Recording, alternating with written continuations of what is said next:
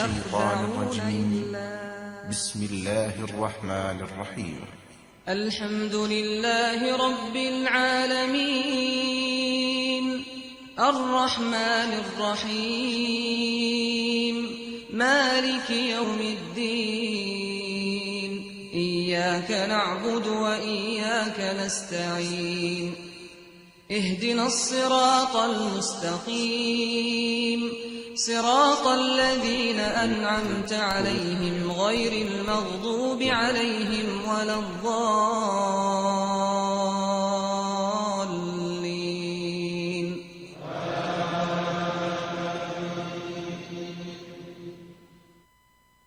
بسم الله الرحمن الرحيم ألف لام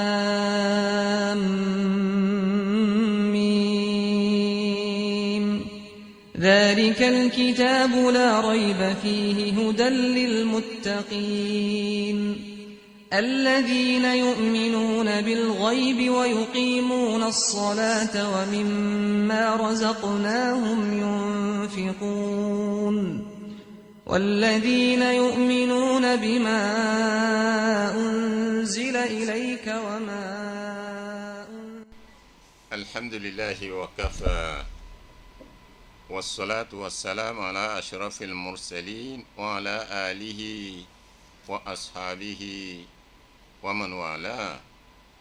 Nous louons Allah le très haut, le très miséricordieux, le tout-puissant, le Créateur suprême. Allah qui nous a créés dans ce bas monde, il nous a fait des humains, c'est une grâce. Et ensuite, il nous a donné cette guidance. Il nous a fait comprendre le but pour lequel il nous a mis dans ce bas monde. C'est la religion. Et cette religion, on adore Allah par les gestes, c'est les saintes prières journalières. Nous adorons Allah par l'argent, c'est l'aumône légale que nous payons et les charités que nous faisons. Et les nourritures que nous donnons aux nécessiteux. On adore à l'abstention. Quelle abstention? S'abstenir de manger, de boire et de jouir de sa femme légalement mariée pendant un mois qu'on appelle le mois du Ramadan dans lequel nous sommes. C'est toujours l'adoration. On adore aussi Allah par et l'argent et le corps, c'est le pèlerinage que nous faisons pour aller à la Mecque. Donc, nous sommes en train de passer l'un des saints piliers de l'islam qui est le Ramadan. Et dans le Ramadan, nous lisons le Saint-Coran puisque c'est le mois du Saint-Coran, le mois dans lequel le Saint-Coran est descendu. Alors nous avons commencé notre tafsir depuis le début de ce mois béni, le Ramadan. Et aujourd'hui nous sommes au 22e jour du jeûne du mois de Ramadan. Dans notre tafsir, nous étions arrivés hier au verset 284 du chapitre 2, le chapitre lavage, Souratul Baqarah. Et aujourd'hui, nous allons entamer le verset suivant qui est le verset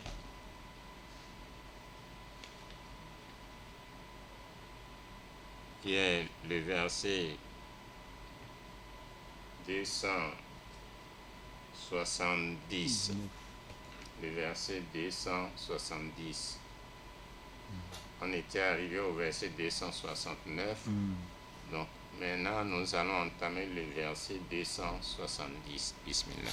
أعوذ بالله من الشيطان الرجيم بسم الله الرحمن الرحيم وما أنفقتم من نفقة أو نذرتم من نذر فإن الله يعلمه وما للظالمين من أنصار إن تبدوا الصدقات فنعما هي وإن تخفوها وتؤتوها الفقراء فهو خير لكم ويكفر عنكم من سيئاتكم والله بما تعملون خبير ليس عليكم هداهم ولكن ليس عليك هداهم ولكن الله يهدي من يشاء وما تنفقوا من خير فلأنفسكم وما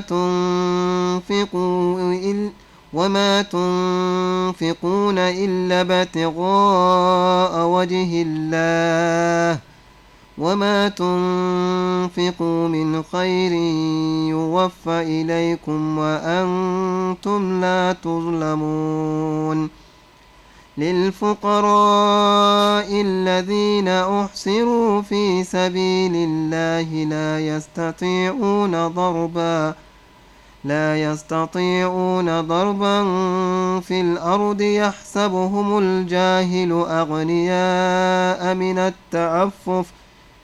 من التعفف تعرفهم بسيماهم لا يسألون الناس إلحافا وما تنفقوا من خير فإن الله به عليم الذين ينفقون أموالهم بالليل والنهار سرا وعلانية فلهم أجرهم عند ربهم ولا خوف عليهم ولا هم يحزنون. Non. Donc le verset d'aujourd'hui commence par 270 dans le chapitre 2 Surat al-Baqarah. Et nous allons beaucoup parler de l'aumône, la charité, as-sadaqat. Allah subhanahu wa ta'ala, dans ce verset, il nous dit وَمَا أَنْفَقْتُم مِّن نَّفَقَةٍ أَوْ نَذَرْتُم مِّن نَّذْرٍ فَإِنَّ اللَّهَ يَعْلَمُهُ. Quelque don en charité que vous fassiez, c'est-à-dire n'importe quel don, n'importe quelle sadaqa, n'importe quelle dépense que vous avez pris pour faire un geste de bienfaisance envers quelqu'un, envers autrui. Cet autrui-là, soit c'est un nécessiteux, ou bien un voyageur, ou bien un orphelin, ou bien un pauvre, ou bien une veuve. Quelques vœux que vous formulez, sachez que Allah connaît. N'importe quel geste que vous auriez fait envers quelqu'un pour l'aider, pour le soulager, pour mettre la joie dans son cœur parce qu'il a faim, ou bien parce qu'il cherche quelque chose pour couvrir sa nudité, ou bien il a perdu ses parents, tout geste que vous auriez fait à l'instar de la personne, Allah connaît, il voit. Et n'importe quel vœu que vous formulez dans votre cœur, Allah est connaisseur de ça. Mais les injustes n'auront point de secours. Non. إن تبدوا الصدقات فنعما هي وإن تخفوها وتؤتوها الفقراء فهو خير لكم ويكفر عنكم من سيئاتكم والله بما تعملون خبير. نعم. إن تبدوا صدقات فنعما هي وَإِن تُخْفُوهَا وَتُؤْتُوهَا الْفُقَرَاءَ فَهُوَ خَيْرٌ لَكُمْ وَيُكَفِّرُ عَنْكُمْ مِنْ سَيِّئَاتِكُمْ وَاللَّهُ بِمَا تَعْمَلُونَ خَبِيرٌ. Allah subhanahu wa ta'ala nous dit que vous donniez ouvertement l'aumône, c'est bien. Mais il est encore mieux que vous la donniez discrètement aux pauvres. Quand tu vas faire l'aumône, une charité, quand tu le fais en public, c'est bon. Et si tu le fais discrètement, c'est encore mieux. Mais l'aumône que nous faisons, il y a deux qualités. L'aumône est divisé en deux. Il y a l'aumône légale qui est obligatoire, qui est un pilier dans l'islam. Ça, c'est obligatoire une fois que tu remplis les conditions. Ça, c'est ça qu'on appelle la zakat. Cette aumône purifie ton bien. C'est obligatoire pour tous ceux qui ont le bien de donner l'aumône là. Quand tu as commencé à travailler, n'importe quel travail, une fois que ça a fait 1 an, où tu es à l'anniversaire du jour du commencement de ton travail, si tu as réalisé un certain montant qui est bien évalué à 500 et quelques mille, ça c'est la base, alors ce que tu as pu regrouper de côté, tu prends un pourcentage de 25 pour 1000. Sur 1000 francs, tu enlèves 25 francs. Sur 1000 francs, tu enlèves 25 francs. Si tu as mis de côté 1 million, tu vas donner 25 000 comme aumône légale à un pauvre, un nécessiteux, et tu lui fais comprendre ça pour que lui aussi, il prenne cette somme pour travailler, faire quelque chose, pour qu'il ne soit plus dépendant d'un autre, pour qu'il sorte du chômage. Donc la philosophie de l'aumône légale, c'est pour diminuer le chômage dans la société, dans la communauté. Allah a créé ça pour que les chômeurs puissent diminuer. Et il faut qu'on explique comme ça l'aumône légale pour ceux qui ont du bien matériel, pour qu'ils comprennent. S'ils comprennent, ils vont jouer ce rôle, car c'est eux qui doivent le faire, les riches, ceux qui ont les moyens. Ils enlèvent l'aumône légale de leurs biens pour donner aux pauvres, aux nécessiteux, ceux qui n'ont pas de boulot. Ils ont des femmes, ils ont d'enfants, ils ont des choses, des gens à nourrir. Donc, on leur donne la zakat, l'aumône légale, pour que eux aussi, ils puissent travailler, avoir un métier à travers la zakat que vous leur aviez donnée.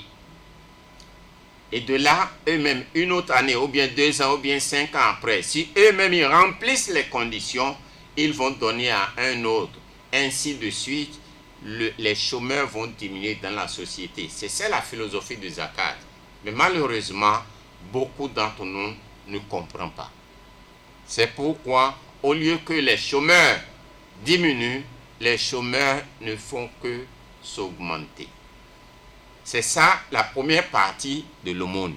Elle est obligatoire. Si on va la donner, on peut donner ça en public pour exhorter les autres riches comme toi, pour qu'ils puissent se rappeler de ça et le faire. Ce que nous donnons en public comme aumône, c'est pour exhorter nos frères musulmans que eux aussi fassent le geste là, te copient. Ce n'est pas un péché de faire l'aumône en public.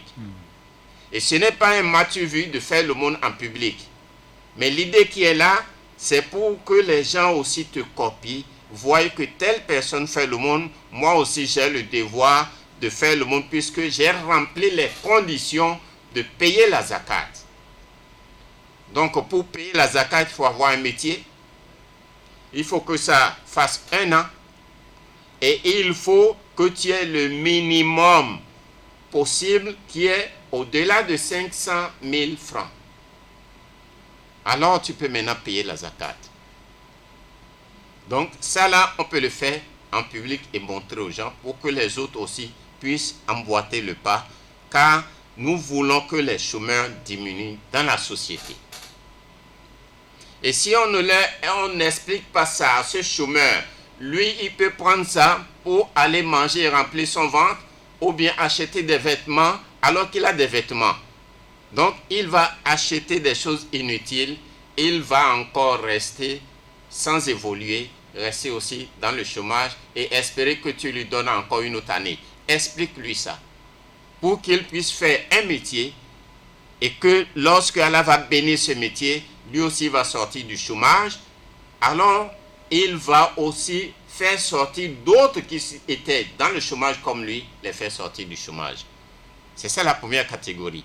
La deuxième catégorie de sadaqa et de l'aumône, c'est celle qu'on donne en cachette. Celle-là, elle est facultative, ça fait partie de la sunna. Celle-là, on la fait en cachette. Et si tu la fais en cachette, tu auras ta récompense, car ça reste entre toi et Allah subhanahu wa ta'ala. Maintenant, les sadaqat, il faut qu'on montre l'effet des sadaqat. Quels sont ces effets? Les mérites de l'aumône. Les mérites de l'aumône sont les suivants. As-sadaqa babun min abwabil jannah. L'aumône que nous faisons, il y a une porte parmi les portes du paradis qui s'appelle la porte de l'aumône. C'est une porte. Ceux qui aiment l'aumône vont intégrer dans le paradis à travers cette porte. 2. As-sadaqa afdalul a'mali solihat wa afdalus sadaqa it'amu ta'am. L'aumône dont nous parlons, celle qui est différente de l'aumône légale, bien sûr, la zakat, elle est la meilleure œuvre parmi les bonnes œuvres. Et la meilleure aumône, c'est de nourrir les affamés. Troisièmement, as-sadaqa tadhullu sahibaha aw tudhillu sahibaha yawm al-qiyamah wa tufiqqu sahibaha minan nar. Ceux qui ont l'habitude de faire des charités, des sadaqat, de l'aumône, tu seras sous l'ombre de ton aumône le jour de la résurrection. Ça va constituer un parapluie de protection pour toi. Quand tu aimes payer l'aumône, tu aimes donner, nourrir les affamés, donner aux pauvres, aux nécessiteux, aux orphelins, tu seras sous l'ombre de ton aumône le jour de la résurrection et ça te sera une protection, un bouclier pour toi contre l'enfer le jour de la résurrection, pour ceux qui aiment faire l'aumône. As-sadaqa tutufi'u ghadaba rabbi wa harral qubur. L'aumône que nous avons l'habitude de donner éteint la colère de Dieu. Et éteint aussi la chaleur de la tombe. L'aumône. Quand nous avons l'habitude de le faire, celui qui fait l'aumône régulièrement, les charités, celui-là ne connaîtra jamais la colère de Dieu et celui-là ne connaîtra jamais la chaleur de la tombe. Cinquièmement, as-sadaqa khayru ma yahdi lil mayyit wa anfa ma takunu lahu wa yurabbiha Allahu azza wa jalla. L'aumône, c'est le meilleur cadeau qu'on puisse faire pour les morts. Quand tes parents sont morts, c'est l'aumône là qui constitue le meilleur cadeau que tu pourras lui envoyer. Et ces aumônes là seront multipliées par Allah subhanahu wa ta'ala. Donc, ce que nos parents morts attendent de nous, c'est les aumônes et puis les invocations. Sixièmement, as-sadaqa tathhir wa tazkiya lin-nafsi wa mudha'afatun al-hasanat. L'aumône que nous donnons purifie l'âme, ça purifie l'âme. Et puis, il multiplie aussi nos bonnes œuvres. As-sadaqa sababu sururi al-mutasaddiq wa nadratu wajhihi yawm al-qiyamah. L'aumône que nous donnons entraîne la joie pour celui qui l'a donné le jour de la résurrection. As-sadaqa, huitièmement, as-sadaqa amanun min al-khawfi yawm al-fazl al-akbar wa andam al-huzni ala ma fata. L'aumône que nous faisons, les charités, donne la tranquillité et la sérénité le jour où il y aura la peur du jour de la résurrection. Tes sadaqas vont te donner la tranquillité et la sérénité. Et l'aumône là t'empêchera d'avoir le souci de tout ce que tu as perdu. Neuvièmement, as-sadaqa sababun li maghfirati dhunubi wa takfiri sayyi'at. L'aumône entraîne l'expiation de nos péchés et la remission de nos péchés et de nos fautes. C'est les sadaqas qui entraînent ça. Comment on fait ça? إن تبدوا الصدقات فنعما هي وإن تخفوها وتؤتوها الفقراء فهو خير لكم ويكفر عنكم من سيئاتكم والله بما تعملون خبير. Non, toujours à propos de sadaqa, que vous le fassiez en public ou bien en cachette, il n'y a pas de problème. Mais ce qui est fait en cachette est mieux. Donc, nous sommes toujours en train de parler des mérites des sadaqat. Dixième mérite, as-sadaqa min al-mubashirati bi husn al-khatima wa sababi du'a al-malaika. As-sadaqa, l'aumône, fait partie des choses qui vont te donner la bonne fin lorsque chacun de nous va finir son séjour sur terre et partir. Il va terminer dans les bonnes conditions et il va partir chez son Dieu avec la joie à travers l'aumône qu'il a l'habitude de donner. Et les sadaqas, l'aumône et la charité que nous faisons vont faire en sorte que les anges vont te faire les doigts, les anges vont te bénir. Et quand les anges interviennent pour quelqu'un, il y a plus de chances que Allah accepte les interventions et les invocations.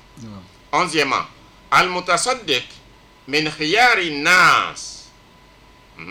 Al-mutasaddiq min khiyari nas. Wa sadaqa thawabuha li kulli man sharaka fiha. Celui qui fait les sadaqat, qui donne l'aumône, il fait partie des meilleurs hommes sur terre. Celui qui a l'habitude de mettre la main dans la poche pour donner aux pauvres, aux nécessités, aux orphelins, il fait partie des gens du bien qui sont sur la terre. Et ceux qui ont aussi participé à la distribution. Il y a quelqu'un qui a les moyens, il a donné beaucoup. Comme nos gens qui ont fait beaucoup d'efforts dans ce ramadan, il y a des gens qui ont beaucoup donné dans ce ramadan. Ils ont pensé aux pauvres. Ils ont donné aux imams, ils ont donné aux veuves, ils ont donné aux orphelins, ainsi de suite. Et dans le confinement, beaucoup de gens ont aussi donné. Avant que le ramadan ne commence, depuis le confinement, des gens ont donné. Et tous ceux-là qui ont donné, ils font partie des meilleurs hommes sur terre. Et sa récompense, ce n'est pas seulement eux qui l'auront, mais ceux qui ont participé, qui ont contribué à la distribution aussi, tous nos frères qui ont participé à la distribution de la banque alimentaire, eux aussi auront les récompenses des sadaqat de l'aumône, qu'Allah les récompense tous. Et ceux qui ont fait sortir l'argent de leur poche pour donner pendant ce mois de Ramadan et pendant le confinement, qu'Allah multiplie leurs biens qu'Allah augmente leurs biens, qu'Allah les récompense aux multiples. 12e, Sahibu sadaqa maw'udu bil khayril jazil wal ajril kabir. Celui qui aime donner et faire sadaqa et faire l'aumône, Allah lui promet le bien incontable auprès de lui.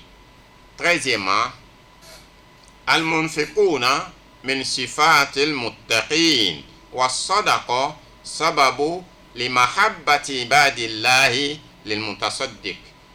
Alors, ceux qui dépensent de leurs biens sur le chemin d'Allah ou bien sur les pauvres, sur les nécessiteux, ceux-là, ils font partie de ceux que Allah a qualifiés qui sont des pieux et des fervents.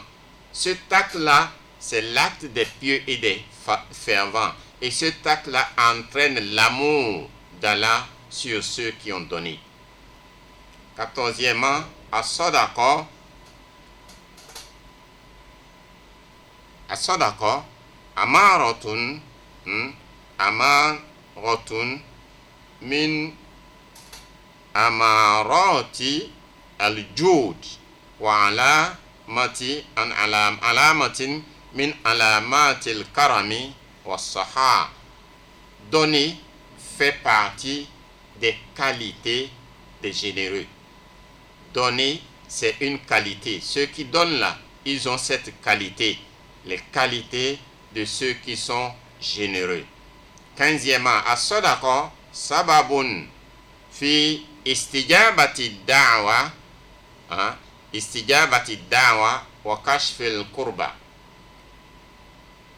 Donc, donner, être celui qui va toujours donner, ça entraîne l'acceptation de l'invocation auprès d'Allah. Et les sadaqa aussi éloignent le malheur, ça éloigne les maladies, ça éloigne les accidents. Car le prophète Mohammed sallallahu alayhi wa sallam a dit dans un hadith, as-sadaqa tasuddu sab'ina baban min as-su', que la charité et l'aumône, aimer donner, ferme 70 portes de malheur. Donc, faire la charité et l'aumône, ça amène que nos doigts soient acceptés.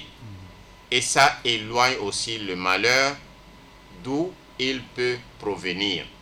16e, as-sadaqa tadfa'ul bala wa tasuddu sab'ina baban min as-su'i fi dunya. Comme nous l'avons dit, l'aumône éloigne les épidémies, l'aumône éloigne les pandémies, et il ferme aussi 70 portes parmi les portes du malheur dans ce bas monde pour celui qui aime donner.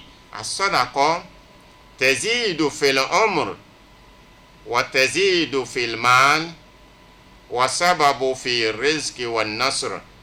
L'aumône que nous donnons, le fait de donner augmente la vie de l'homme sur terre et il augmente le bien matériel de celui qui donne, et il est aussi une cause pour avoir la richesse, le fait de donner. Quand tu donnes, Allah augmente ton bien, mais si tu refuses de donner, ton bien ne s'augmente pas. As-sadaqa ilajun wa dawa wa shifa. Donnez l'aumône, ou bien l'aumône que vous donnez, c'est la guérison. Il constitue la guérison. Il constitue le médicament pour être en bonne santé, pour être guéri, et il constitue la santé.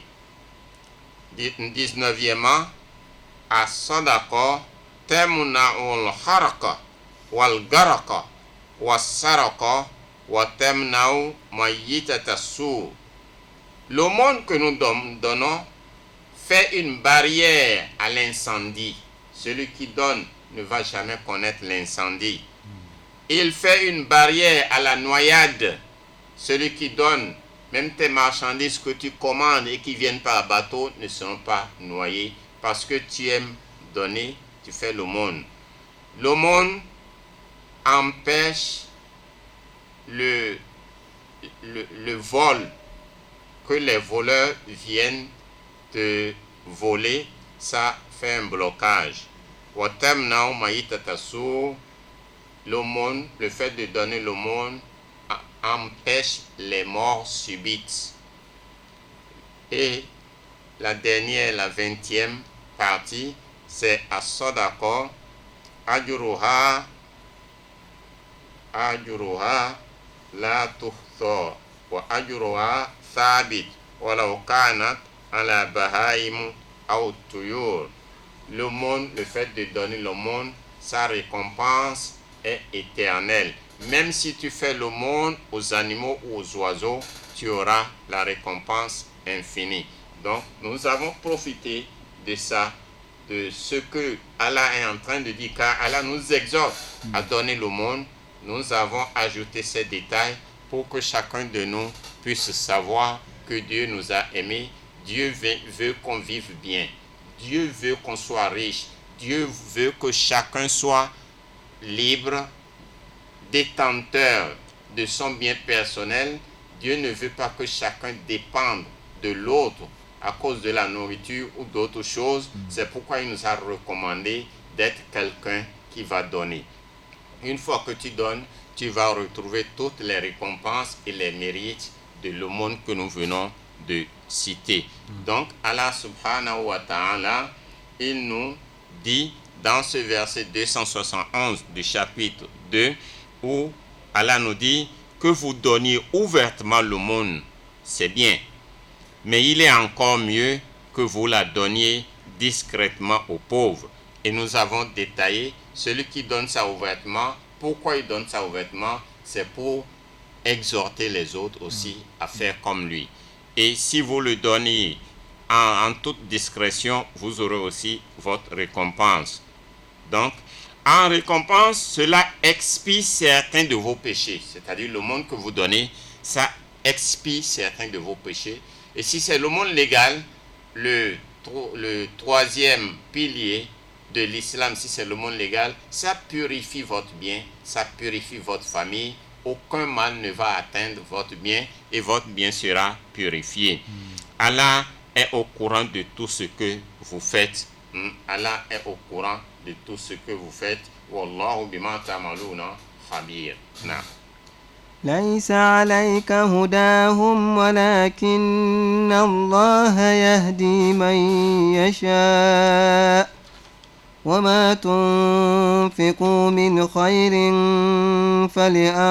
فلأنفسكم وما تنفقون إلا ابتغاء وجه الله وما تنفقوا من خير يوفى إليكم وأنتم لا تظلمون. نعم.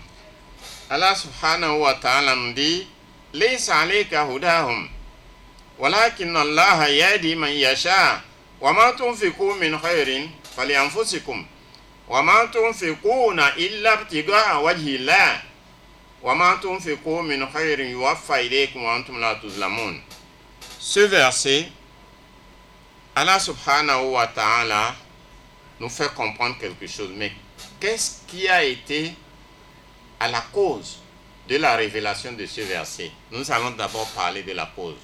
Pourquoi ce verset est révélé? Qu'est-ce qui s'est passé? Le prophète Mohammed sallallahu alayhi wa sallam, il a dit aux croyants de ne pas donner l'aumône aux non-croyants, aux infidèles. De ne pas donner l'aumône aux infidèles. Que, puisqu'ils sont infidèles, on ne leur donne pas l'aumône. Donc, s'ils se convertissent, on leur propose de se convertir, alors on leur donne l'aumône. C'est le prophète qui a dit ça aux compagnons. Et Allah a fait descendre ce verset pour montrer l'importance de l'aumône au prophète Mohammed sallallahu alayhi wa sallam, où Allah nous dit laysa alayka hudahum. ليس عليك هداهم ولكن الله يهدي من يشاء وما تنفقوا من خير فلأنفسكم وما تنفقون إلا ابتغاء وجه الله وما تنفقوا من خير يوفى إليكم وأنتم لا تظلمون. Donc le prophète Mohammed sallallahu alayhi wa sallam, il a dit de ne pas donner l'aumône aux infidèles, aux idolâtres, de ne pas leur donner. Cessez de donner l'aumône aux infidèles. Si vous cessez maintenant, ils vont entrer dans l'islam et vous allez leur donner. Allah a fait descendre ce verset pour faire une réprimandation au prophète Mohammed sallallahu alayhi wa sallam, pour arranger ce côté-là, que ce n'est pas à cause de la conversion des infidèles que Dieu a instauré l'aumône. C'est pourquoi Allah a dit Laysa alayka hudahum. Leur guidance ne te regarde pas. Leur guidance, il ne t'incombe pas de les bien guider, de leur montrer la voie, les impies. Allah seul dirige qui il veut sur la bonne voie. Donc, il ne faut pas empêcher les croyants de donner l'aumône aux incroyants. Non. Leur guidance n'est pas dans ta main. C'est Allah qui guide qui il veut sur la bonne voie. Tout ce que vous dépensez en bonnes œuvres est dans votre propre intérêt. Laysa alayka hudahum walakin Allah yahdi man yasha. Wa ma tunfiqu min khairin falyanfusikum. Tout ce que vous dépensez en bonne œuvre est dans votre propre intérêt. Car nous avons cité les mérites de l'aumône. C'est celui qui fait l'aumône qui gagne. Il s'en fout de celui qui prend l'aumône. Il ne faut pas distinguer, tu veux donner l'aumône à qui, que ton ennemi ne va pas prendre. Oui, c'est le fils de ton ennemi. Il ne faut pas regarder ça. C'est ce que tu veux donner que tu donnes. Ne regarde pas celui qui le prend. Parce que c'est le fait de donner qui te fait du bien. C'est ça qui protège ton bien. C'est ça qui multiplie ta richesse. C'est ça qui te protège contre les maladies. C'est ce que tu donnes qui te protège contre l'incendie. C'est ce que tu donnes qui protège ta famille. C'est ce que Allah nous fait comprendre ici. Tout ce que vous avez dépensé comme bien, c'est à vous-même, c'est pour vous-même. La récompense incombe à vous-même.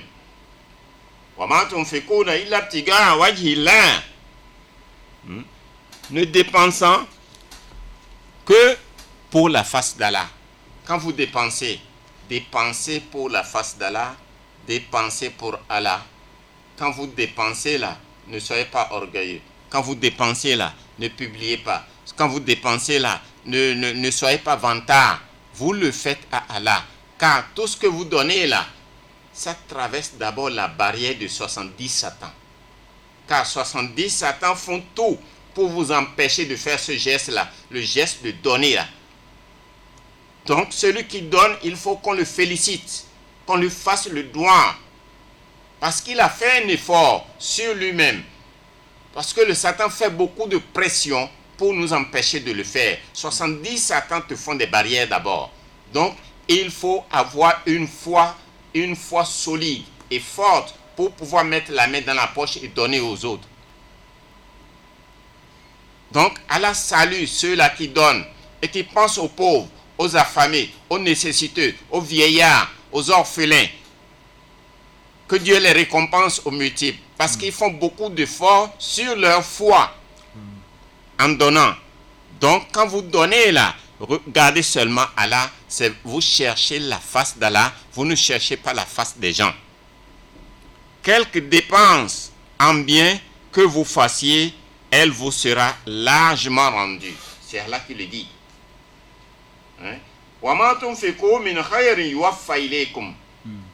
Tout ce que vous dépensez comme bien là, on va vous les rembourser aux multiples. Allah l'a dit. C'est Allah qui l'a dit. On va vous les rembourser au multiple. Vous ne serez nullement lésés. Personne ne sera lésé sur ce qu'il donne. Ceux qui ont compris, tu vas voir certaines personnes, ils donnent des maisons. On nous a parlé de quelqu'un en Côte d'Ivoire. Je m'empêche de prononcer son nom. On faisait une route dans la ville d'Abidjan. Et la route là a bouffé une partie de la maison d'un imam. Et l'imam n'a rien dit, parce qu'il sait que c'est la route qui a pris ça. Il ne s'est pas plaint. Mais l'imam ne sait pas comment cette histoire-là est arrivée aux oreilles de l'autre. Et l'autre a construit une belle villa. Il a acheté une belle voiture. Il a envoyé les gens pour aller appeler l'imam. Ils sont partis. Il a mis la clé de la maison dans les mains de l'imam et la clé de la voiture dans ses mains en lui disant que, oh imam, on s'excuse. On a fait une route qui a bouffé une partie de votre maison. Voilà ce qu'on vous donne. Tu vois? Ça, c'est de bons gestes. Et il y a plein de ces gestes que les gens du bien font, qu'Allah les récompense aux multiples. Donc, tout ce que tu fais comme geste, que tu vas donner à l'autre, c'est Dieu seul qui pourra te rembourser. Et s'il te rembourse, c'est aux multiples. Car Allah multiplie toujours le bien. Sans oublier que quand tu donnes ce sadaqa, cette aumône-là, le prophète l'a bien expliqué, que ça tombe d'abord dans les mains de Dieu d'abord, avant de tomber dans les mains de qui? Dans les mains de celui à qui tu as donné. Et non seulement ça, ce sadaqat aussi parle. Ce sadaqat t'avance 5 paroles. Le monde que tu as fait, il t'avance 5 paroles. Elle te dit, Kuntu qalilatan fakaffartani. Le monde te parle. Avant que ça ne tombe dans les mains de celui à qui tu as donné, il te parle que j'étais peu. Mais aujourd'hui, tu m'as donné à telle personne, tu m'as rendu beaucoup. J'étais peu chez toi et tu m'as pris. Tu m'as donné à un nécessiteux, tu m'as rendu beaucoup. Tu verras comment je serai beaucoup chez toi. La deuxième parole, donc, nous allons obtenir une pause. Et Inch'Allah, après la pause, la publicité, nous allons continuer, Inch'Allah. أعوذ بالله من الشيطان الرجيم بسم الله الرحمن الرحيم الحمد لله رب العالمين الرحمن الرحيم مالك يوم الدين إياك نعبد وإياك نستعين الحمد لله رب العالمين الرحمن الرحيم مالك يوم الدين إياك نعبد وإياك نستعين اهدنا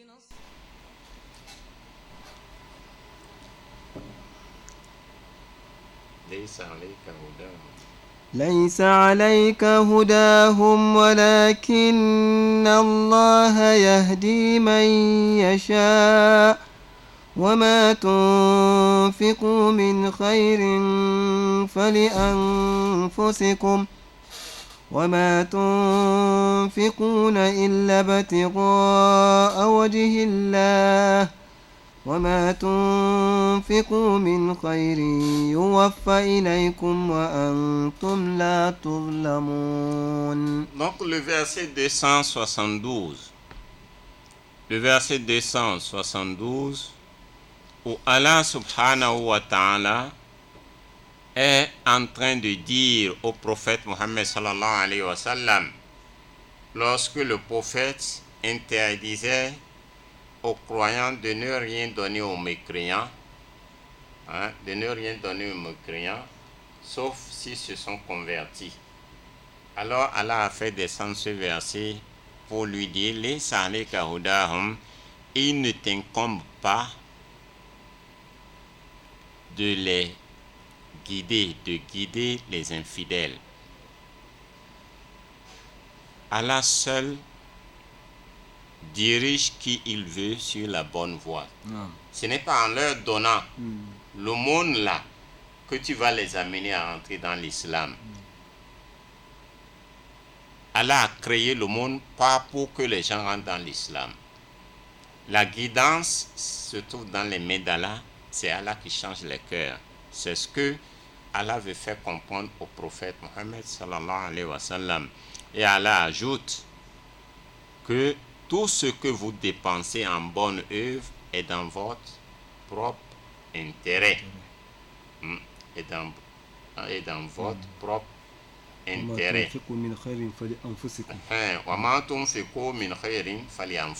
Tout ce que vous dépensez, c'est dans votre propre intérêt. Tout ce que vous dépensez en bonne œuvre est dans votre propre intérêt et ne dépensant que pour la grâce d'Allah subhanahu wa ta'ala. Ne dépensant que pour chercher la grâce d'Allah, pour la face d'Allah subhanahu wa ta'ala. Wa ma tunfiqu min khairin yuwaffa ilaykum wa antum la tuzlamun. Quelle dépense en bien que vous fassiez, elle vous sera largement rendue.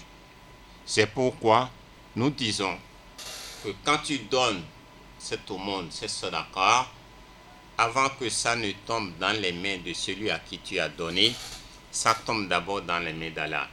Et ce sadaqa t'avance 5 phrases. Quelles sont les phrases? La première phrase qu'elle te dit, elle te dit kuntu qalilatan fakathartani.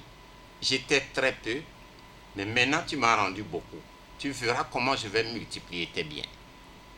La deuxième parole, wa kuntu sagiratan fakabbartani.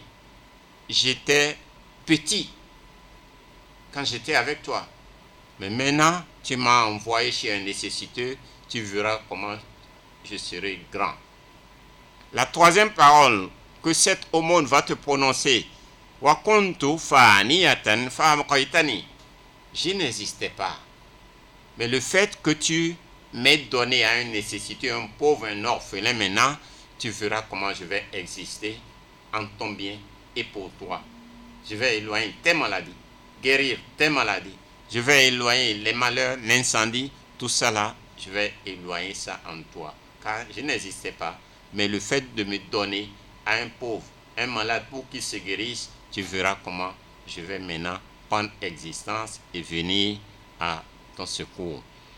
La quatrième parole, wa kuntu mahrusatan fal'an baqaytu laka harisatan. C'est ça la quatrième parole.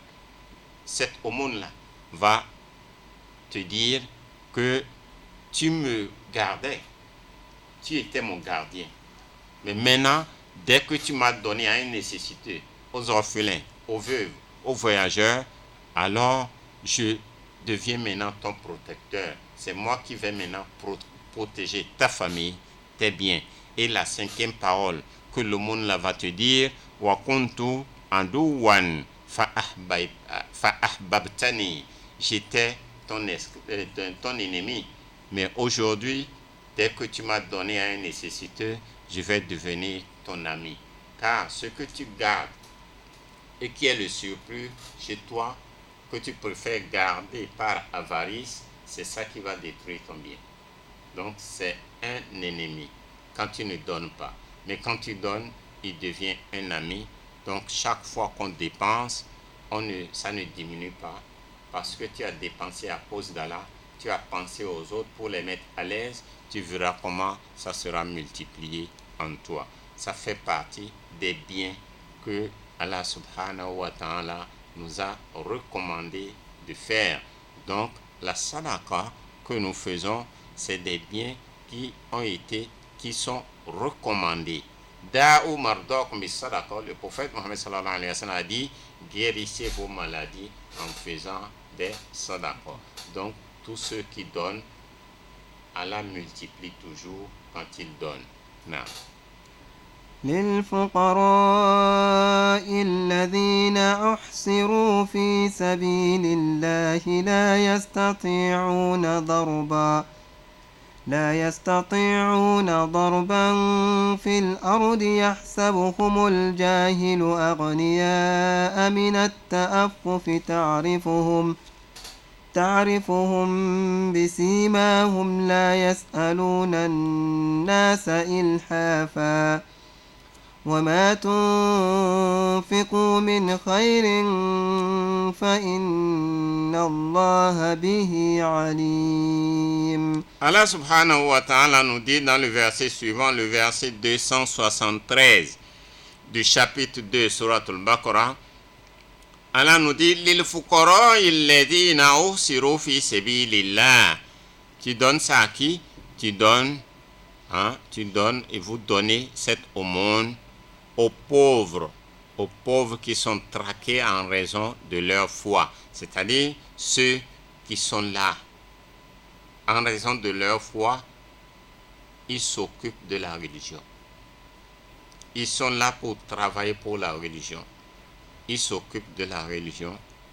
Ils sont en contact avec les musulmans, en contact et en permanence dans la maison d'Allah. Ceux-là, on leur donne l'aumône. Ils sont incapables de voyager pour chercher des profits sur terre. Ce sont des gens qui sont incapables de voyager. La yastati'una darban fil ard yahsabuhum al-jahilu agniya. Ce sont des gens qui sont incapables de voyager pour aller chercher des profits, c'est-à-dire aller faire le commerce, aller loin. Ils sont incapables. Mais ce sont de bons adorateurs. On leur donne l'aumône. Les charités là, on leur donne l'aumône. Donc, celui qui ignore leur état de dénouement croit qu'ils sont riches. Ce sont des gens simples. Ils n'ont pas l'habitude de demander. Ils ne commandent pas, ils ne demandent pas. Ce ne sont pas des mendiants. Mais ils n'ont rien. Donc, ce sont des gens humbles, simples. Ils sont là accrochés à la religion, mais ils ne demandent pas. Alors, ceux qui les ignorent croient qu'ils sont riches parce qu'ils ne demandent pas. Tous ceux qui ne demandent pas ne sont pas riches. Seuls les connaissent les imams des mosquées. Parce que ce sont des gens qui sont assidus à la religion. Les saintes prières, ils les font dans la mosquée. Ils ne demandent pas, mais ils ne sont pas riches. Donc, beaucoup ignorent leur état et croient qu'ils sont riches. Alors, ils respectent leur dignité. Ils tiennent à leur dignité. C'est pourquoi ils ne demandent pas. Donc, les signes distinctifs sont reconnaissables. C'est seulement certains signes en eux. À travers ces signes-là, on peut reconnaître qu'ils sont des pauvres. Non. وما تنفقوا من خير فإن الله به عليم. نعم وما تنفقوا من خير فإن الله به عليم. Allah subhanahu wa ta'ala nous dit, tout ce que vous donnez en aumône, Allah le sait parfaitement. Allah le sait parfaitement. Donc, quand des gens ne vous demandent pas, ne croyez pas qu'ils sont pauvres. Car les signes distinctifs sont reconnaissables, qui les empêchent de commander de manière importune. Ils gagnent leur dignité, ils respectent leur dignité, ils gardent leur dignité, ils ne demandent pas, mais il y a certains signes à travers lesquels on peut savoir qu'ils ne sont pas riches, il faut leur donner. Car tout ce que vous donnez, sachez que Allah est connaisseur, parfaitement connaisseur de ça. Non. الذين ينفقون أموالهم بالليل والنهار سرا وعلانية فلهم أجرهم عند ربهم ولا خوف عليهم ولا هم يحزنون. نعم. الذين ينفقون أموالهم بالليل والنهار سرا وعلانية فلهم أجرهم عند ربهم ولا خوف عليهم ولا هم يحزنون. Verset 274. Allah nous dit: tous ceux qui de leur bien donnent l'aumône jour et nuit, ouvertement et en secret, auront leur récompense auprès d'Allah. Il n'y a pas de crainte pour eux et ils ne seront point affligés. Effectivement, c'est ça. C'est ça. Imaginons cette histoire-là. Nous l'avons racontée une fois déjà, où il y a un prophète et un serviteur d'Allah est parti voir ce prophète pour lui demander un service. Quel est le service? Ce monsieur a dit au prophète de demander à Allah de lui donner la richesse, d'intervenir auprès d'Allah pour que Allah lui donne la richesse. Allah a posé sa condition, que dis-lui que sa durée de vie, je vais la partager en deux. Elle va prendre une pour être pauvre et une pour être riche, ou bien une pour être riche et une pour être pauvre. Lequel elle préfère au premier? Elle préfère d'abord la pauvreté et puis le reste de sa vie elle va passer dans la richesse, ou bien elle préfère d'abord la richesse, le reste de sa vie elle va passer dans la pauvreté. Alors ce monsieur a dit: ah, je vais consulter mon épouse. Il est parti consulter son épouse. L'épouse a dit: dis-lui que tu veux maintenant même, que ça commence maintenant, la richesse. Ah, le monsieur a dit: ah, si la richesse commence maintenant, ça va finir et le reste de notre vie, nous allons passer dans la pauvreté. La vieillesse avec la pauvreté, c'est deux choses difficiles, c'est pas du tout facile. La femme a dit: je ne veux rien savoir. Dis-lui que nous voulons avoir pour notre première partie de vie là, nous voulons avoir la richesse, un point, c'est tout. Alors le monsieur est parti voir le prophète. Il a posé la condition que ma première vie là, puisque ma durée de vie sera divisée en deux, ma première vie, je vais la passer dans la richesse. Alors le prophète s'est adressé à Allah subhanahu wa ta'ala, la richesse est venue. Quand la richesse est venue, la femme est toujours avec lui. La femme lui dit: si tu achètes une nourriture pour nous, achète la même nourriture pour un pauvre. Il le fait. Si tu achètes un vêtement pour toi, achète le même vêtement pour un pauvre. Si tu construis une maison pour toi, construis une même maison pour un pauvre. C'est comme ça que cette famille-là, ils ont passé la première moitié de leur vie dans la richesse. Et quand c'est fini, Allah subhanahu wa ta'ala a fait inspirer au prophète que maintenant mon esclave a déjà passé la première partie de sa vie dans la pauvreté. La deuxième partie de sa vie, que le reste, il va la passer dans la richesse plutôt. La première partie de sa vie, il l'a passée dans la richesse.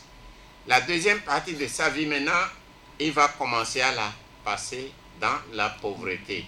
Dis à ce serviteur, je t'envoie vers lui pour lui dire que quand je lui ai donné la richesse, il a reconnu, il a été reconnaissant pour cette richesse que je lui ai donnée. Il a su pourquoi je lui ai donné la richesse et il a fait son devoir.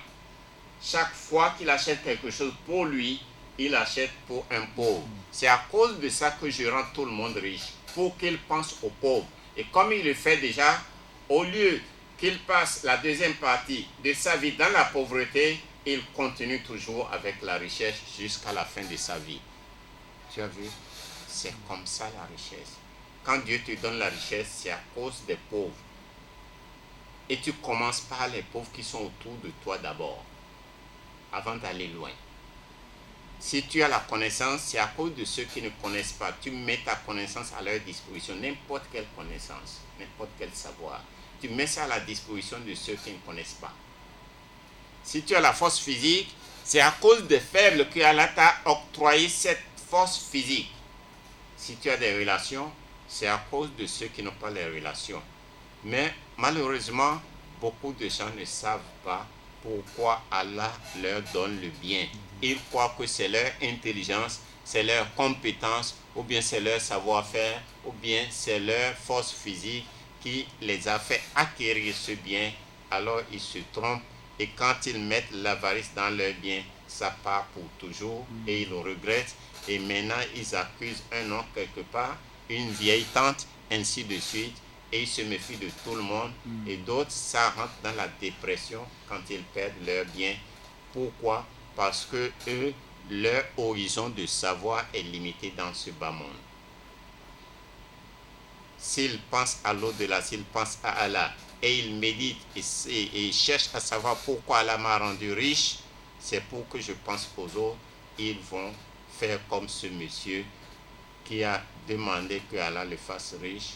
Et au lieu qu'il passe son dernier séjour dans la pauvreté, Allah a fait en sorte qu'il le passe dans la richesse continue. Donc, il faut que nous comprenions cela et qu'Allah nous facilite. Mais beaucoup aussi ont compris parmi les musulmans, tous ceux qui donnent là, beaucoup ont donné dans le confinement, beaucoup ont donné dans le ramadan.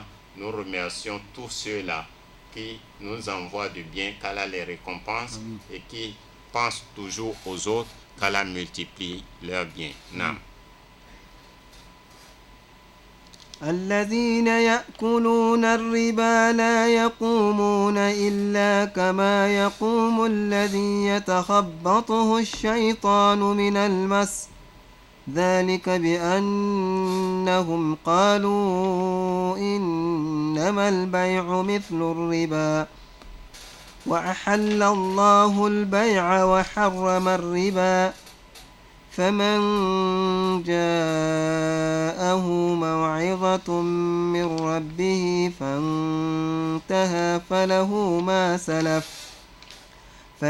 ما سلف وأمره إلى الله ومن عاد فأولئك أصحاب النار هم فيها خالدون. Donc le verset 275 du chapitre 2 Surat al-Baqarah, Allah subhanahu wa ta'ala nous dit: Alladhina yakuluna riba la yakumuna illa kama yakumu alladhi yatakhabbathu ash-shaytan min al-mas. Ce verset, les infidèles, ils font une confusion entre l'usure et le commerce. Ils font une confusion. Ils ont comparé l'usure au commerce, alors que c'est deux choses différentes. Mais ils font une confusion. C'est ça qui a été à la cause de la révélation de ce verset. Où ils disent que c'est leur manière de faire leur commerce. Et jusqu'aujourd'hui, les gens le font. Ils ont de l'argent, ils prêtent l'argent aux gens et tu dois rembourser plus. Quand tu viens chez eux, tu veux prendre 100 000 francs, à la fin du mois, tu vas rendre maintenant 120 000. Par exemple, ça c'est un exemple. Au lieu de rendre les 100 000 francs que tu as prêtés, un mois après, tu vas rendre 120 000. Et ils disent que c'est leur commerce, ça.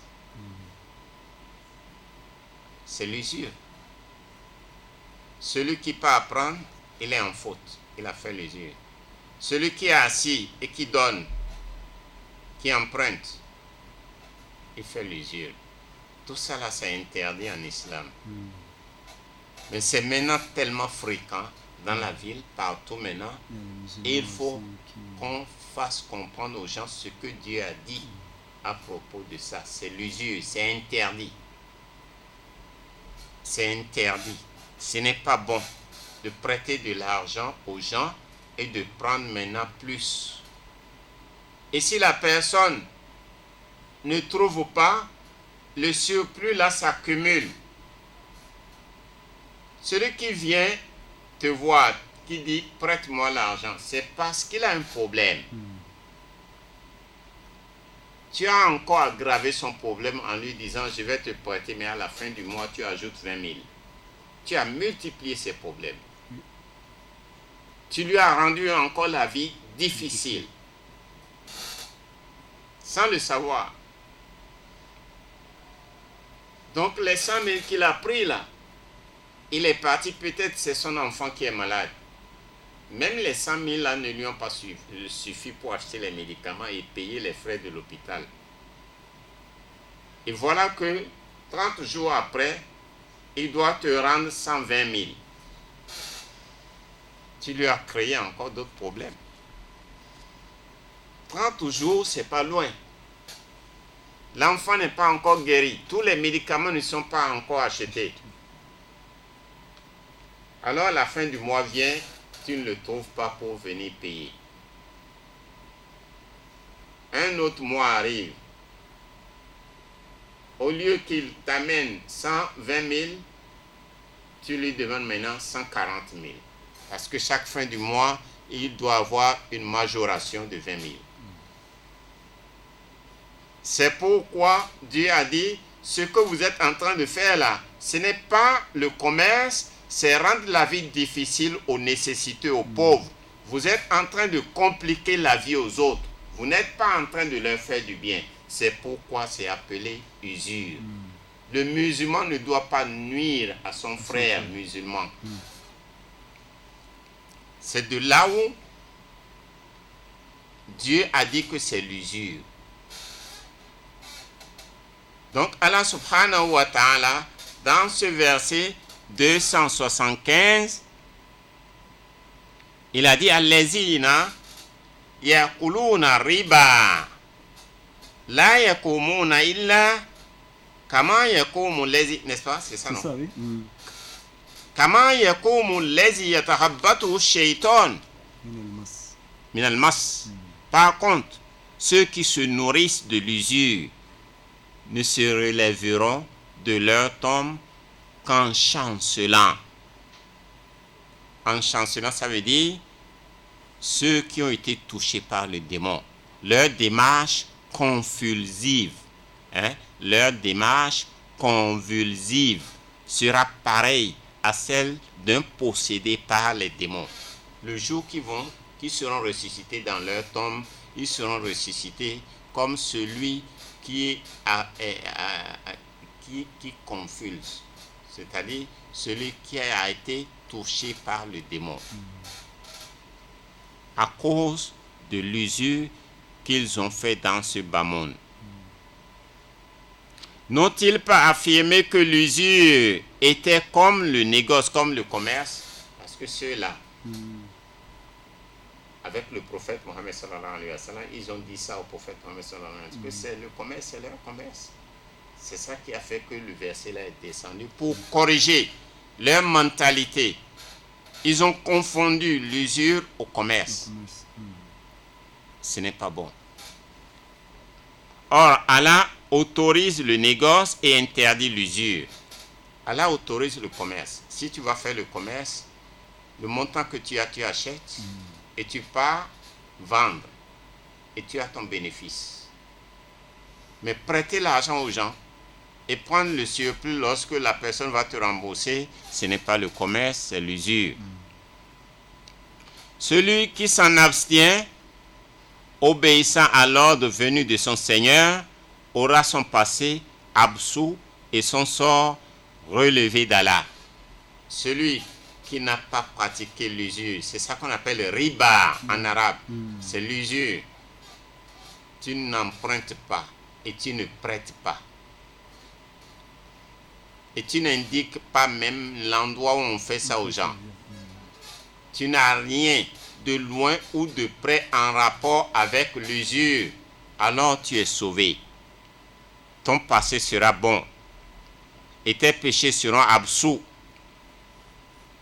Mais celui qui récidive sera parmi les hôtes du feu, où il demeurera pour toujours. Celui qui continue à pratiquer l'usure, tu prêtes l'argent aux gens pour recevoir le plus, c'est interdit. Et celui qui ne veut pas cesser, qu'il continue, mais Allah va lui faire son compte, qu'Allah nous en préserve. يمحق الله الربا ويربي الصدقات والله لا يحب كل كفار عظيم. Allah a encore bien précisé dans ce verset, le verset 276. Allah l'a bien précisé. Yamhaqu Allahu riba wa yurbi sadaqat wallahu la yuhibbu kulla kaffarin athim. Allah ruine le profit de l'usure. Observez bien tous ceux qui font l'usure. Ils ne réalisent jamais rien avec. Celui qui est parti prendre, pour rembourser, c'est des tracasseries, des difficultés avant qu'il ne rembourse. Et quand il va rembourser, ça devient une grosse dette sur lui et ça termine soit au tribunal ou bien au commissariat.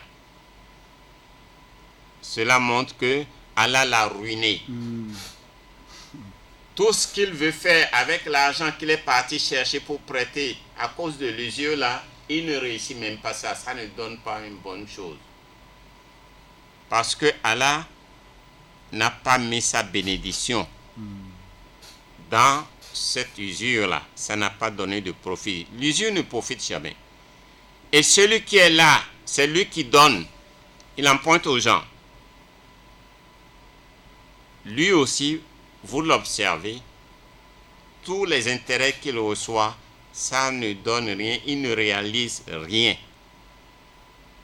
Mais Allah subhanahu wa ta'ala fructifie l'aumône. Allah fructifie l'aumône. Quand tu donnes l'aumône, ça c'est pas riba. Tu n'attends même pas un remerciement de l'autre. Tu l'as trouvé pauvre, tu l'as aidé. Tu l'as trouvé orphelin, tu l'as aidé.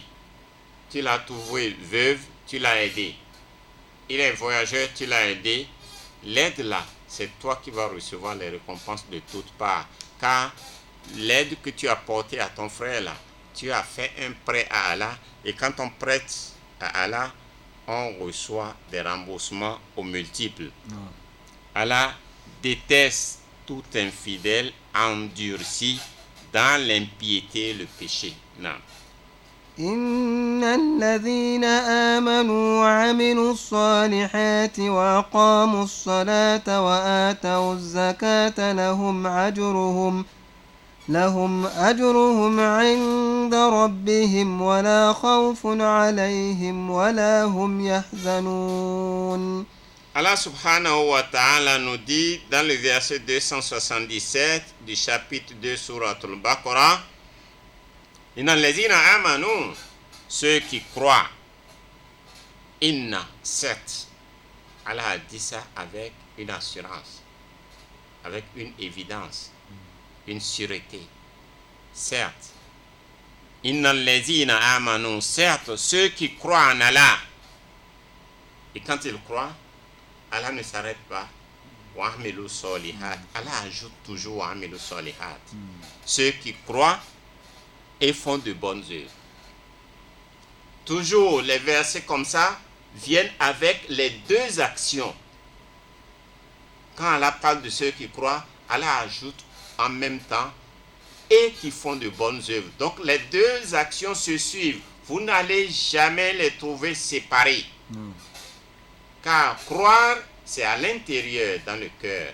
At-taqwa hahuna, le prophète nous montre là où se trouve le cœur en disant At-taqwa hahuna, la crainte se trouve dans le cœur, à l'intérieur. Mais quand tu crois, il faut mettre ta croyance en évidence. C'est pourquoi Allah ajoute toujours Wa amilu solihat. Quand tu crois, tu fais une bonne œuvre. Quand tu crois, tu fais une bonne œuvre. quand tu crois, tu fais une bonne œuvre. Allah parle de ceux-là. Wa aqamu s-salah. Et ce sont des gens qui accomplissent la prière rituelle. Ils croient, ils font de bonnes œuvres, ils accomplissent les prières rituelles. Wa ata'u zakat. Et ils s'acquittent de l'aumône légale. Ça fait déjà 4. Ceux-là auront leur récompense auprès d'Allah. Il n'y a pas de crainte pour eux et ils ne seront point affligés. Donc, si tu te vois déjà dans ces 4 choses, tu crois, tu fais de bonnes œuvres, tu pries et tu payes l'aumône légal, quand tu te vois dans ces 4 choses, sache que Allah subhanahu wa ta'ala va te donner une récompense immuable, infinie, et aussi tu n'auras pas de crainte auprès d'Allah subhanahu wa ta'ala et tu ne seras pas affligé. Non. يا أيها الذين آمنوا اتقوا الله وذروا ما بقي من الربا إن كنتم مؤمنين. Allah nous donne des recommandations. Ya ayyuhallazina amanu taqullaha. Oh vous qui croyez, craignez Allah, renoncez quant au reste à toutes les opérations d'usure si vous êtes vraiment croyants. Donc ceux qui ont l'habitude de pratiquer l'usure, que ceux-là cessent, car c'est la recommandation qui vient de la part d'Allah. Si ils veulent montrer qu'ils sont vraiment croyants, qu'ils cessent cette activité d'usure et qu'ils fassent un autre boulot qui leur sera bénéfique. Non.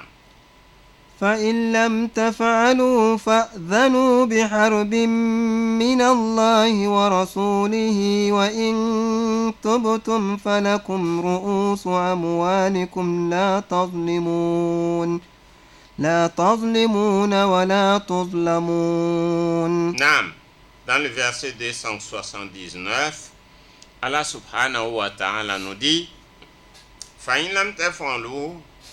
Si vous ne faites pas ce que Allah recommande, Allah nous a recommandé de laisser l'usure, d'abandonner l'usure pour ceux qui le font. نعم. Mais Allah ajoute encore, si vous ne le faites pas, sachez que vous entrez en conflit ouvert avec Allah et son messager. Donc celui qui s'entête à faire l'usure, il continue à faire son usure, donc il a lancé un combat contre Allah et son messager. Il est rentré dans un conflit avec Allah, un conflit ouvert contre Allah et son messager. Mais si vous vous repentez, vous conserverez votre capital en principal, sans léser personne et sans être vous-même lésé. Donc, si vous vous repentez, vous cessez cette activité d'usure, alors votre argent est à vous. Vous n'êtes pas lésé et personne ne vous a lésé. Non. وإن كان ذو عسرة فنظرة إلى ميسرة وأن تصدقوا خير لكم إن كنتم تعلمون. Non. Allah subhanahu wa ta'ala nous dit وَإِنْ كَانَ ذُو عُسْرَةٍ فَنَظِرَةٌ إِلَى مَيْسَرَةٍ.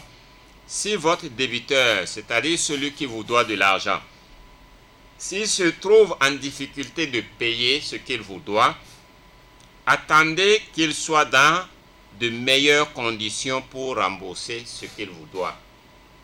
Donc vous allez lui poser la question, voilà, tu es incapable de me payer, maintenant dis-moi quand est-ce que l'argent sera prêt et tu vas me le donner. Donc vous patientez pour lui donner du temps pour qu'il puisse avoir l'argent pour vous payer.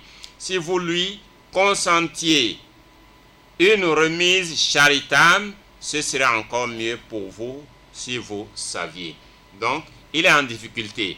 Il ne peut pas payer, donc donnez-lui le temps. Ou bien, si vous voyez que ce montant est colossal, vous pouvez lui diminuer un peu pour lui accorder la facilité et Allah va vous rembourser.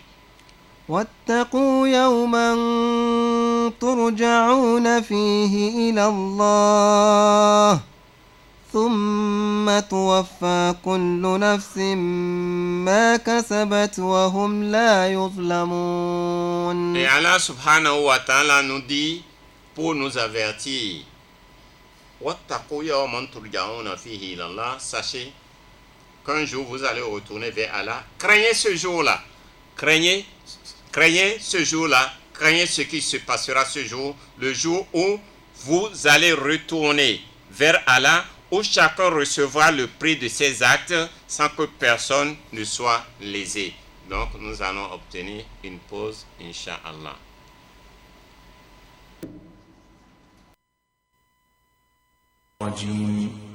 بسم الله الرحمن الرحيم الحمد لله رب العالمين الرحمن الرحيم مالك يوم الدين إياك نعبد وإياك نستعين اهدنا الصراط المستقيم صراط الذين أنعمت عليهم غير المغضوب عليهم ولا الضالين.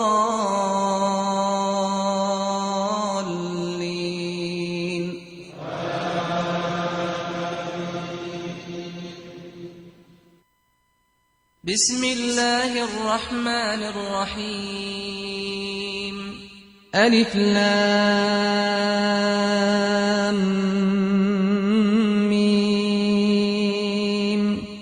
ذلك الكتاب لا ريب فيه هدى للمتقين الذين يؤمنون بالغيب ويقيمون الصلاة ومما رزقناهم ينفقون والذين يؤمنون بما أنزل إليك وما أنزل من قبلك وبالآخرة هم يوقنون أولئك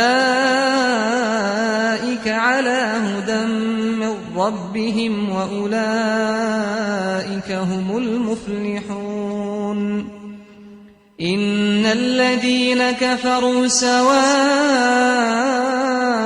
عليهم أأنذرتهم أم لم تنذرهم لا يؤمنون ختم الله على قلوبهم وعلى سمعهم وعلى أبصارهم غشاوة ولهم عذاب عظيم ومن الناس من يقول آمنا واتقوا يوما ترجعون فيه إلى الله ثم توفى كل نفس ما كسبت وهم لا يظلمون. Naam. Nous sommes arrivés au verset 281.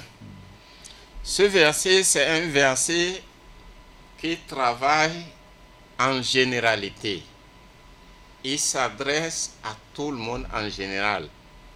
Parce que Allah dit dans ce verset, Wattaqu yawman, craignez un jour, c'est-à-dire craignez l'événement d'un jour, craignez la situation d'un jour, craignez tout ce qui se passera un jour. Quel jour?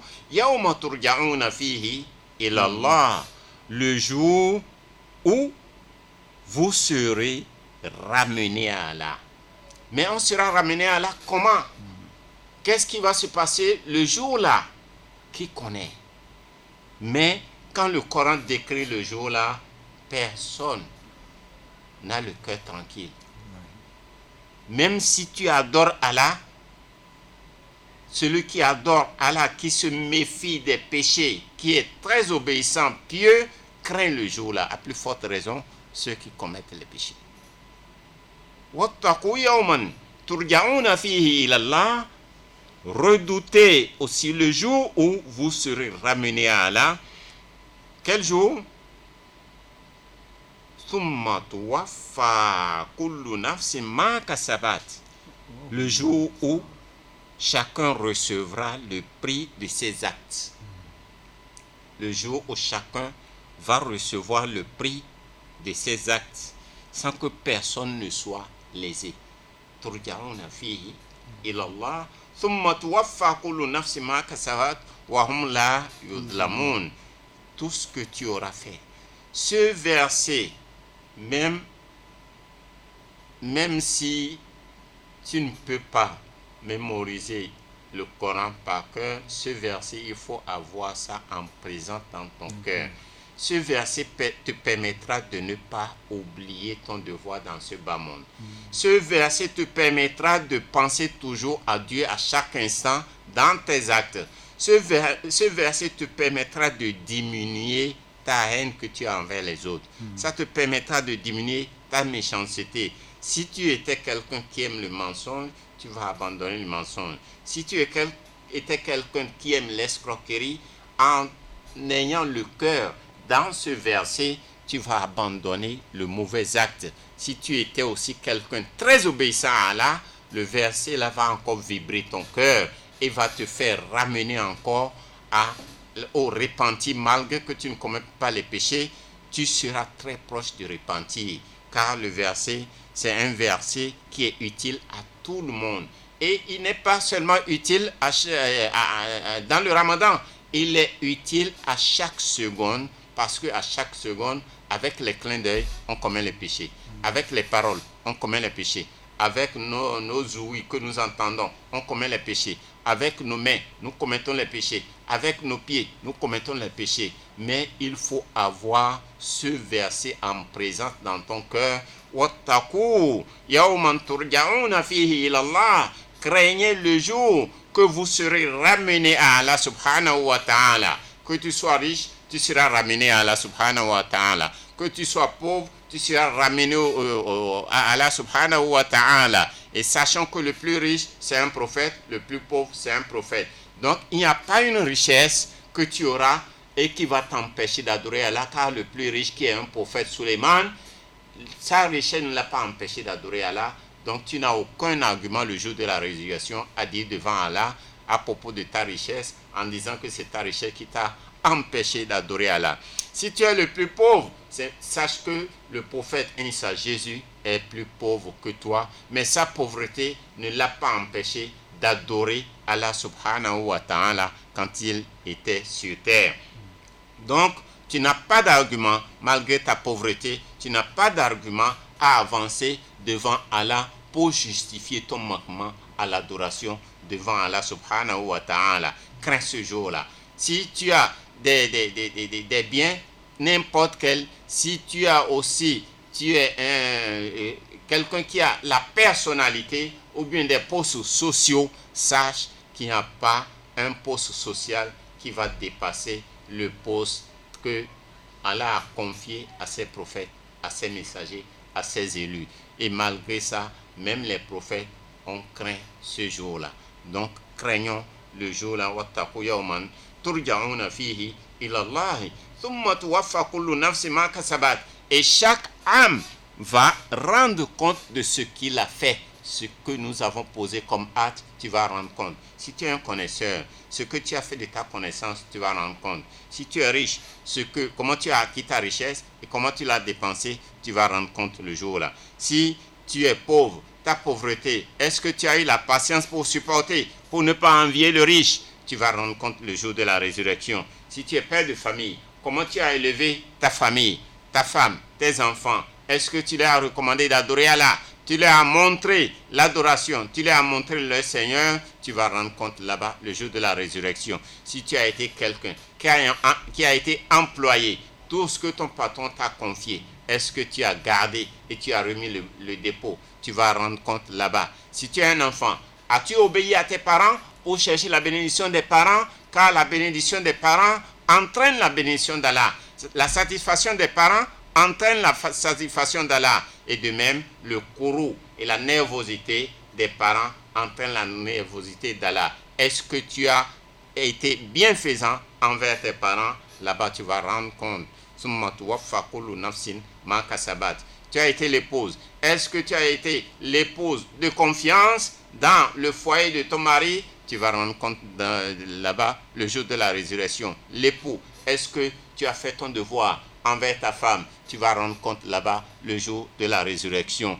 Tu as été dirigeant d'une communauté. Est-ce que tu as répondu à tout ce qu'on t'a confié dans la direction de tout? Tu vas rendre compte là-bas le jour de la résurrection. وَاتَّقُوا يَوْمًا واتقوا يوما ترجعون فيه إلى الله ثم توفى كل نفس ما كسبت وهم لا يظلمون. Crains le jour que tu vas retourner auprès d'Allah et chacun va rendre compte de ce qu'il a fait.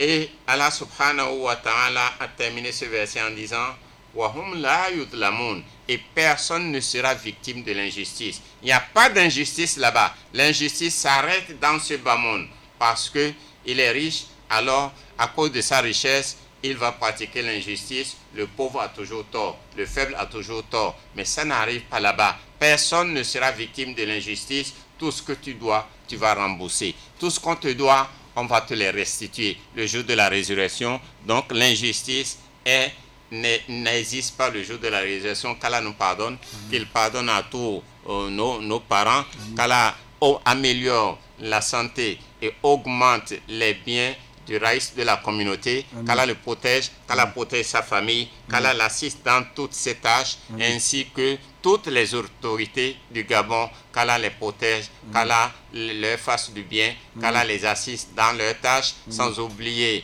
le président du Conseil des affaires islamiques du Gabon, qu'Allah l'aide aussi, qu'Allah l'assiste dans sa tâche, ainsi que chaque membre du Conseil, qu'Allah les assiste, qu'Allah les aide, et tous les imams, qu'Allah les protège, qu'Allah améliore leurs conditions de vie, sans oublier tous les musulmans du monde entier, et que cette maladie-là, qu'Allah l'éradique et que tout le monde soit en paix et en bonne santé. Subhanaka Allahumma bihamdik, ashhadu an la ilaha illa anta, astaghfiruka wa atubu ilayk. Subhana rabbika rabbil izzati amma yasifun, wa salamun ala al-mursalin, walhamdulillahi rabbil alamin.